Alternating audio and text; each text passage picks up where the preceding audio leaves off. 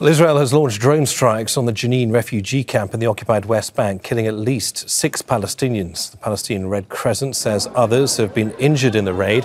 Witnesses say at least 3 projectiles were fired. Mustafa Barghouti is the Secretary General of the Palestinian National Initiative. He joins us now from Ramallah. Welcome to you, Mustafa. So these latest raids in Jenin are part of this long-established pattern of Israeli activity in the occupied West Bank. What do you understand when it comes to this latest attack to be the stated goals? Well, it's a vicious attack. It's a total violation of international law and international humanitarian law. Israel used an airstrike, a military action, on people who are under its occupation. And they used airstrikes on a civilian area in a refugee camp in Jenin. They killed 6 people, including 3 brothers, and injured many other people. The fact that Israel is using military actions, using war actions against people who are still under its occupation in the West Bank is by itself a grave violation of every international law.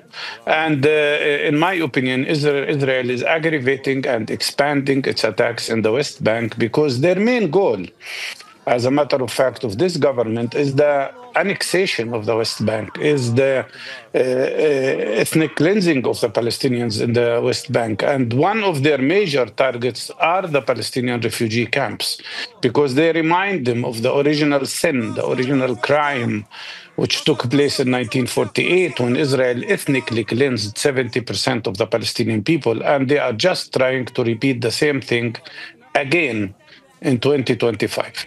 And these raids happening, of course, while this possible deal is taking shape in Qatar to end the war in Gaza. I mean, what should we read into that?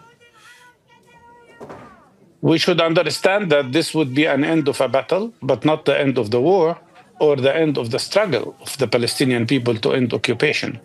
Of course, we are very much interested in having as soon as possible a ceasefire in Gaza to stop the terrible genocide that is taking place. And of course, Israel has failed in Gaza in destroying Palestinian resistance or in conducting the ethnic cleansing they were dreaming about. But at the same time, they continue the war. And this situation will not end unless we have an end of the Israeli occupation. The Israeli occupation is the problem. It has been the problem all the time. It has been the problem since 76 years. And as long as the world doesn't understand that the only way to get to peace, to justice, is through ending the Israeli apartheid and the Israeli occupation and the Israeli oppression of the Palestinian people, we will not see peace.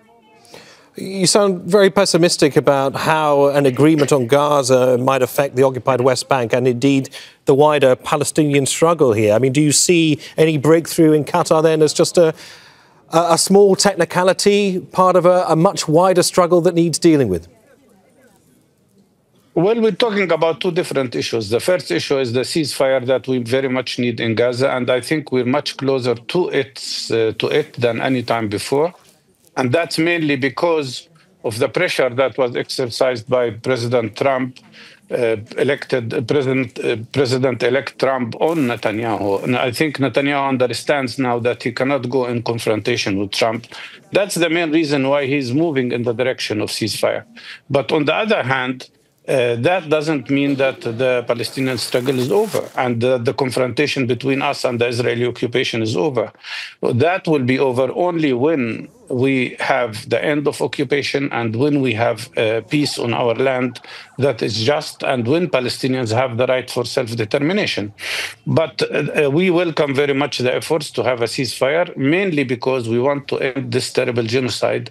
And we hope that it will not be only the end of a battle, a ceasefire, but also an end of the war in Gaza. How do you evaluate the sense of cohesion between Palestinians and their many groups and many factions? I mean, the Palestinian Authority has been previously accused by Hamas of doing Israel's work in cracking down on Palestinian fighters in the occupied West Bank. I mean, what do these divisions between Palestinian groups and factions mean for the prospects of a stable Palestinian governance, both in the occupied West Bank and indeed in the future Gaza?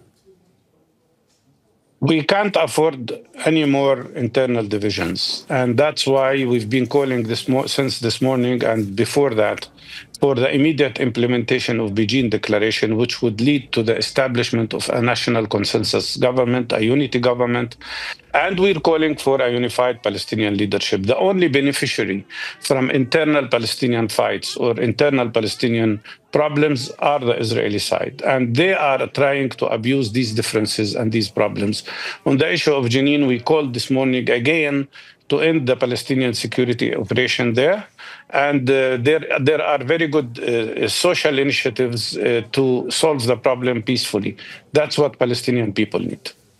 All right, Mustafa Barghouti, Secretary General of the Palestinian National Initiative. Good to see you on Al Jazeera. Thank you. Thank you. Make sure to subscribe to our channel to get the latest news from Al Jazeera.